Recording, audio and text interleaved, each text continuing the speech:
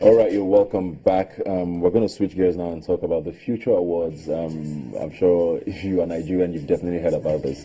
It's coming up again, and we do have big plans, of course, with regards to what will be happening this year with the awards. And I have here with me the chairman, Central Working Committee of the Future Awards Africa, Bukui Olatorolabedi. Thanks for being here today. Thank you.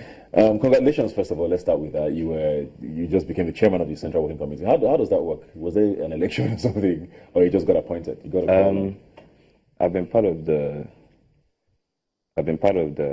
system for a while, from being a nominee to being a winner, and then to volunteering for the Central Working Committee, and then I was recently up. I think it was by appointment. Okay, so you're working with the committee. Haven't shown a bit. I haven't serviced for a while. Okay. Yeah. So the Central Working Committee definitely runs the award itself. Is that what it is? Yes, it does. Okay. Although we have independent auditors, we have an independent board. But as far as the award itself is concerned, yeah. So pretty much with organization is what it means. Yes. Okay. So you were appointed when exactly? It came in September. Okay, September. But it was made official, I think, in October. Okay. So how different is your work now from when you were just a member? What are you supposed to be doing now? What does it entail? As a volunteer, it was several meetings for months, but into who is going to be at the event, who are we inviting, what's the theme of the event, what awards are we giving out this year. It's nothing too different. It's just now I oversee, and I'm also part of the team as well. Yeah. I mean, your hands are very full. You seem to do a lot of things. You are in politics. You run your own business. Then you're also doing this. How tasking is this for you, and how are you able to focus? Because the Future Awards is massive. It's Africa-wide. I won't use the word tasking. I'll say it's exciting. Okay. Yes, there's some tedious aspects of it, from when you have to screen the nominees and then verify what they do, and also, but for me, it is reading the stories and meeting people who are doing phenomenal things despite the challenges that they are having or we are having as a country or as a continent. Yeah. It's inspiring for me. And then I think that these people should be celebrated. So I won't say it's tasking, it's exciting, and I'm happy to share. Yeah. We're going to go on later to talk about the nominees and winners and what you expect. But you heard something about plans for the next 10 years. For the awards. Why are we planning so far ahead already? What are these plans supposed to be about? Well, the Future Awards has been running for 10 years. This is the 11th year. It's the 11th year, yeah. And a few times back, we had a review of the last 10 years as the Future Award being successful in the last 10 years. And yes, it has. As it's positioned where we want it to position, yes, it has. So now we're looking forward to the next 10 years. We're planning ahead. And the plans for this year, we are coming to Nigeria, and we're focusing on Nigeria only. We're adopting a model where we're going from country to country instead of bringing everybody together in one country, which we will still do at the end of every 3 years. But for now, we're going from country to country. So this year, we're focusing on Nigeria. Next year, we're focusing on Ghana. The year after that, we're focusing on Kenya. And then we are also screening franchises. We're adopting franchises which will be holding cultural and strategic centralized events in several African countries that will be tackling or discussing the particular issues that the youth are facing in that particular station, in that particular country, rather, whilst also celebrating the successes and how far they've come. So yeah, for the next 10 years, like I said, African countries. That's a very interesting model. So let me just get it clear. So this year, the Future Awards Africa will be Nigerian. Yes. And held in Nigeria. Yes. Now, all the nominees will be Nigerian. Yes. The winners will be Nigerian. Yes. Then next year, we'll go to a different country. Yes. Why was that adopted? What was the whole idea behind it? I think that bringing everybody to one country is such a powerful, big thing that you can't help but leave some parts out. Yeah. We might not be able to cover as many people who are doing phenomenal things in their particular country. Yeah, I mean, you have to be indigenous to your country. You have to be big in your country before you are big Africa-wise. Yeah. So we decided to concentrate on the people, and those people need to be celebrated. Those people need to be encouraged. Those people need to be known and need to be heard. So we're focusing on them, and then at the end of every 3 years, we'll bring everybody together for the powerful one. Interesting. It'd be nice to see how that works. I'm sure Nigerians will be excited. Oh, yeah. We were very jealous when we lost it sort of to Africa. Let me use the word lost because it was a Nigerian award. Yeah. Then it became an Africa award, and people said, so our chances are harder now. So maybe this might also be a way to, like you said, open up the doors for more people to get an opportunity to be a part of it. But let's talk about the awards this year now. What in particular are we expecting? When is it holding? Or if there's a date yet? What are we expecting? This year is holding December 18th. I think it's a Sunday in Lagos.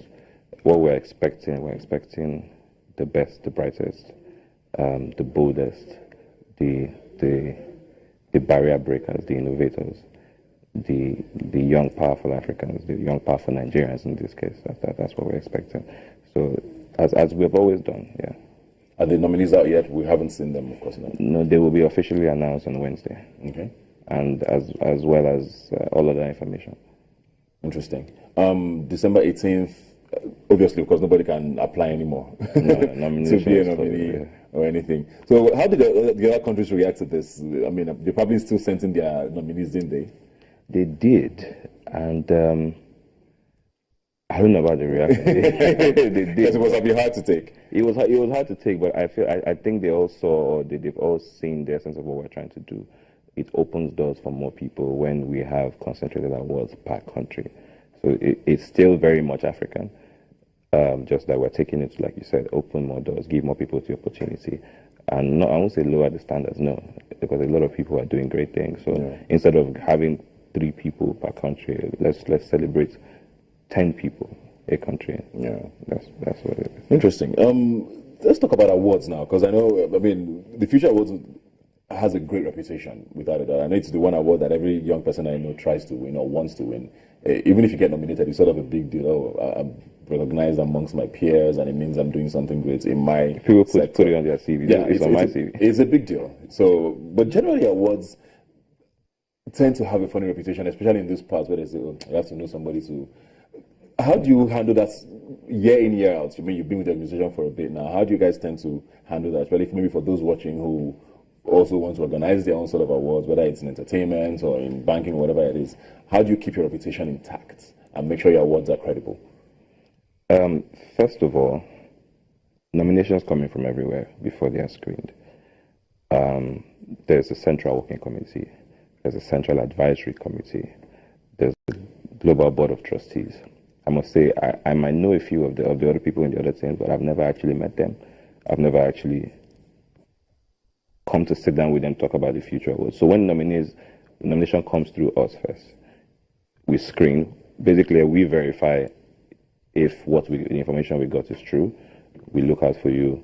We watch out for your business. Then we send it to the next group, and then the next group sends it to the next group. So I think that the fact that it's not just one person, or it's just not just a group of friends who are coming together and say, oh, let's give this person, let's nominate this person, I think it's quite credible. I think Nigerians know that.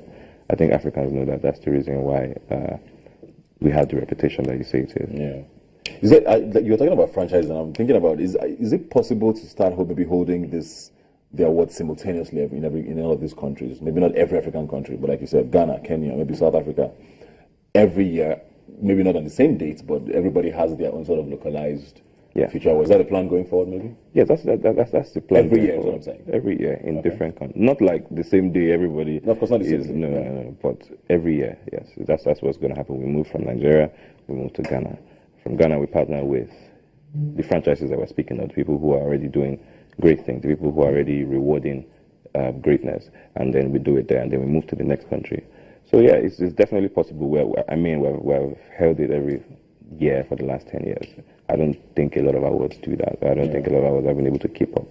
So we've been able to do it. What's the hardest part of your job? The hardest part of my job? I haven't thought about that before.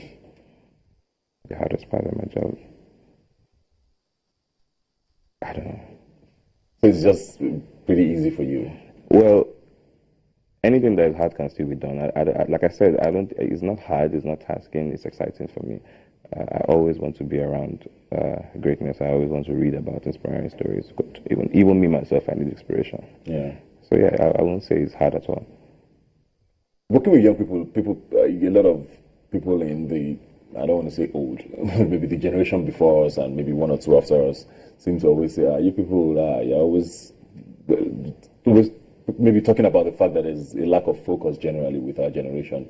We seem to have a very short span of attention. We want the quick money. We want to blow very quickly. How do you find working with young people? Because I know the future was basically run by people in their 20s for the most part. I think what you just said now is a perception that the Future Awards was set up in itself to correct. A lot of people who I haven't even met, who I just read their stories, are doing great things. So I think that the perception of the young people are not focused, the young people are not, they have a short attention span, I think is a fallacy. I think at this point, Snapchat, the future is what. Yeah, go on. I think the future has changed that. I think that the next step, which obviously I'm not going to discuss now, is putting the young people in decision-making places in the country and in Africa at large. And those are places that we're looking at influencing. But as far as working with young people is concerned, yeah, they're great too. I'm a young person, you're a young person. Mm-hmm. I think that we're doing it better, and we'll continue to get better at it. Yeah, but no, the young people are great people to work with. Do you think awards are very important? Because I mean, there are people who say, how do you really measure who the best farmer, for example, is on the continent? Do you necessarily know? I mean, we can't say, of course, that those who have won are not credible or have not deserved it. But are these awards really important for validation? I mean, why do you need an award? Why not just create sort of a forum where people are sort of encouraged, or, I don't know, build capacity? Awards, are they really that important? It depends on the awards. But for an awards like the Future Africa Awards, yes, I think they're important. I think they're important, one, to inspire people who believe it's impossible. Young people, when they see young people like themselves doing great things, I think it's a wake-up call. I think it's important to, well, like I said, it's already corrected, but to correct the narrative of the young people are not doing anything. We share some stories with some elderly ones, and then they say, wow, who is this person? Is it possible? How was he able to do this? So I think that's the important. We need to expose these people. We need to empower them. We need to inspire. So yes, awards are very important, in my opinion. On a final note now, before we go, just for what you find young people say is the biggest challenge for them? Because I know a lot of people who get awarded. Of course, there's a category for public service and all of that, but a lot of people are entrepreneurs who are in this categories: farmers, IT gurus, and things along those lines. What are the biggest challenges they face? The biggest challenge for a young person, I think, unemployment, and even when you want to be an entrepreneur, lack of funding. So those two, unemployment. Okay, yes, I want to work for myself. Lack of funding, and then the lack of basic infrastructure. Say I want to set up my business. Electricity. Those as little as they may sound, those are big challenges. Yeah. But the funding, we hear, okay, these people are funding these people are funding these people. But yeah, unemployment, lack of funds, electricity. There may be more, but those are the ones I can think of for now. Okay.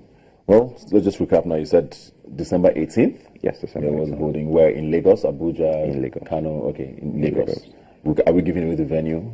Not yet. Specific information will be released on Wednesday. Okay.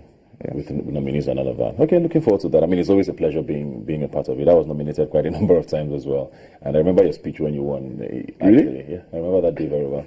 2008 or yes, 9? Yes, 2008. I remember. So congratulations 8 years later for being the chairman of the Central Working Committee. Looking forward to that. Thank you. Thanks for being here today. Thank you so much. All right, we're going to go on another quick break now and be right back. Please stay with us.